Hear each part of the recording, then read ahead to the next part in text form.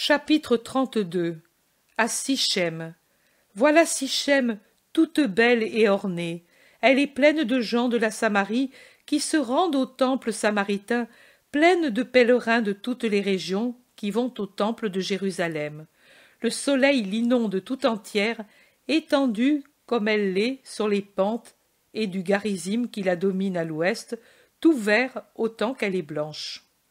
À son nord-est, les Bals, encore plus sauvages à le voir, semblent la protéger contre les vents du nord. L'endroit est fertile, enrichi par les eaux qui descendent des monts. Elle se partage entre deux petits fleuves riants, nourris par 100 rivières et qui descendent vers le Jourdain. La magnificence de la fertilité déborde hors des murs des jardins et des haies des cultures maraîchères. Chaque maison est enguirlandée de verdure, de fleurs, de branches où se gonflent les petits fruits. L'œil, en se tournant vers les alentours bien visibles à cause de la configuration du sol, ne voit que le vert des oliviers, des vignobles, des vergers et la couleur blonde des champs qui quittent chaque jour davantage le ton glauque du grain en herbe pour se donner un jaune délicat de paille, d'épis mûrs, que le soleil et le vent, en les enveloppant et les courbant, rendent presque de la couleur de l'or blanc. Vraiment, les grains blondissent, comme dit Jésus. Ils sont maintenant vraiment blonds, après avoir été blanchissants, à leur naissance, puis d'un vert de joyaux précieux, pendant qu'ils grandissaient et épiaient. Maintenant, le soleil les prépare à la mort, après les avoir préparés à la vie. Et on ne sait pas quand il faut le bénir davantage, maintenant qu'il les conduit au sacrifice, ou quand, paternel, il échauffait les sillons pour faire germer le grain et peigner la pâleur de la tige qui venait de percer, d'un beau vert plein de vigueur et de promesses. Jésus, qui a parlé de cela en entrant dans la ville et en montrant l'endroit de la rencontre avec la Samaritaine et en faisant allusion à cette lointaine conversation, s'adresse à ses apôtres, à tous, sauf Jean, qui a déjà pris sa place de consolateur auprès de Marie, si affligée.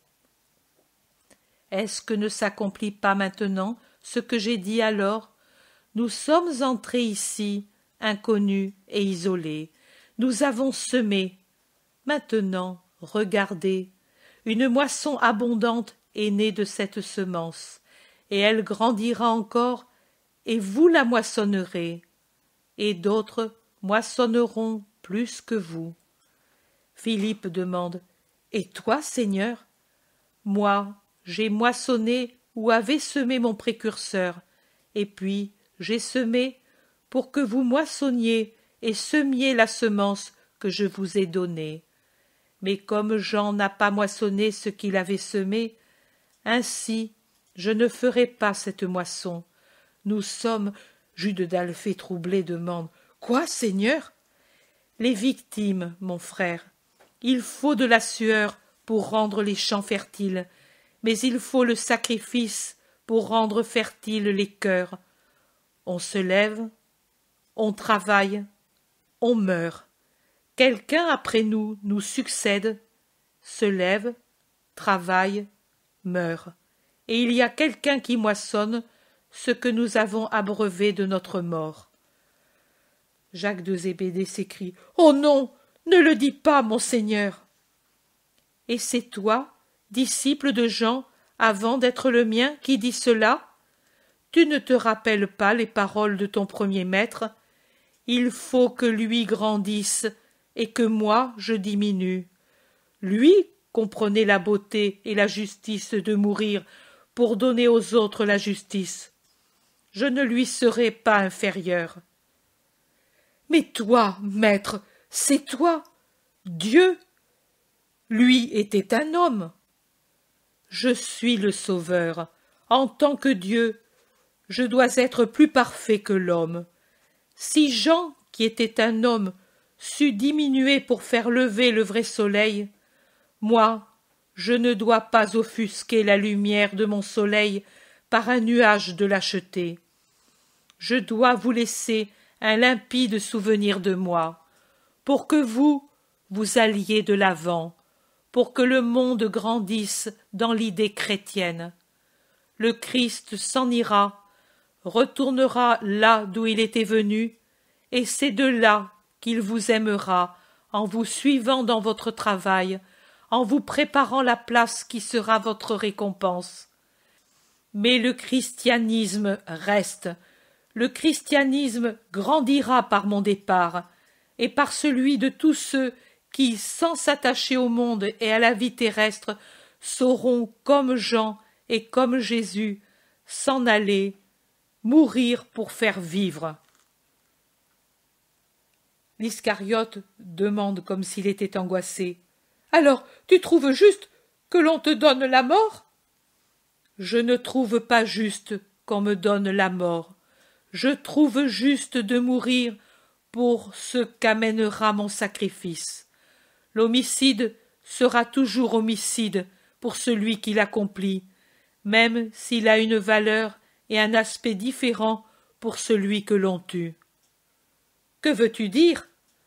Je veux dire que celui qui est homicide parce qu'on le lui commande ou que l'on l'y force, comme un soldat dans la bataille ou un bourreau qui doit obéir au magistrat, ou quelqu'un qui se défend contre un larron, n'a pas du tout de crime sur la conscience ou n'a que le crime relatif de tuer un de ses semblables, mais celui qui, sans en avoir l'ordre et sans y être contraint, tue un innocent ou coopère à son meurtre, va devant Dieu avec le visage horrible de Caïn.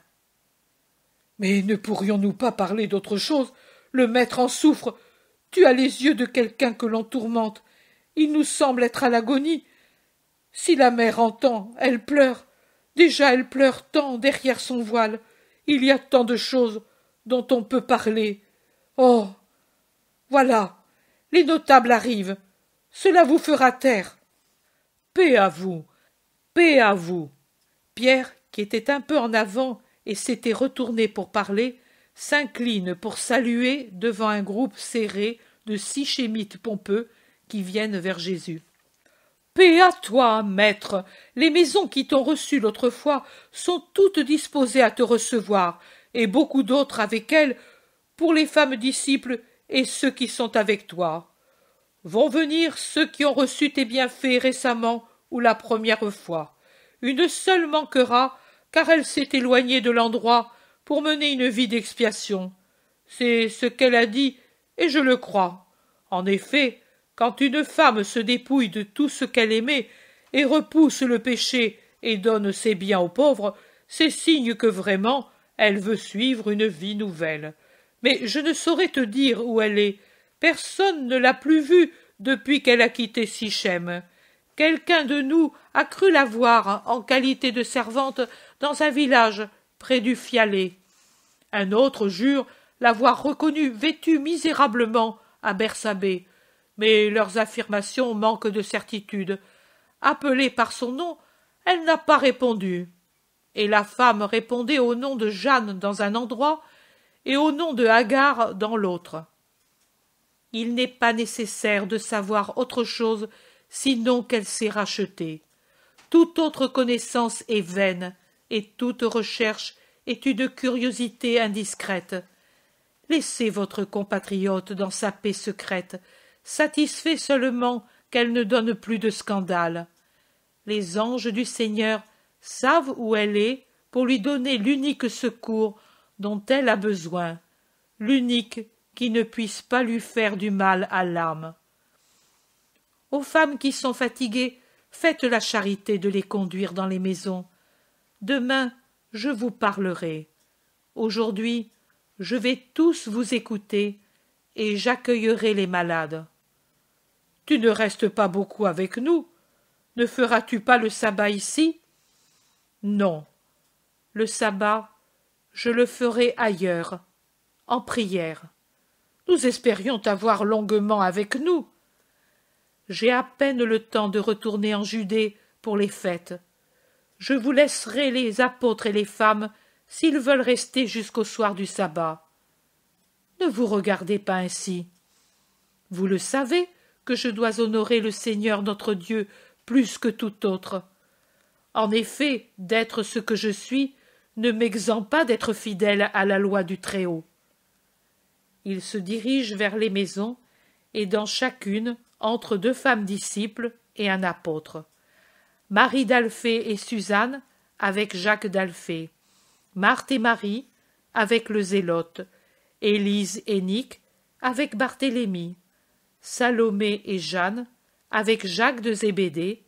Puis, en groupe vont ensemble Thomas, Philippe, Judas de Kériote et Matthieu dans une maison.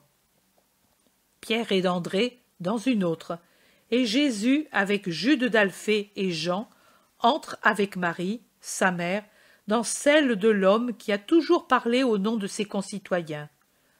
Ceux qui suivent Jésus et ceux d'Éphraïm, Silo et les Bona, sans compter d'autres pèlerins qui étaient déjà en route pour Jérusalem, se sont mis à la suite de Jésus en interrompant leur voyage. Tous se dispersent dans la ville à la recherche d'un logement.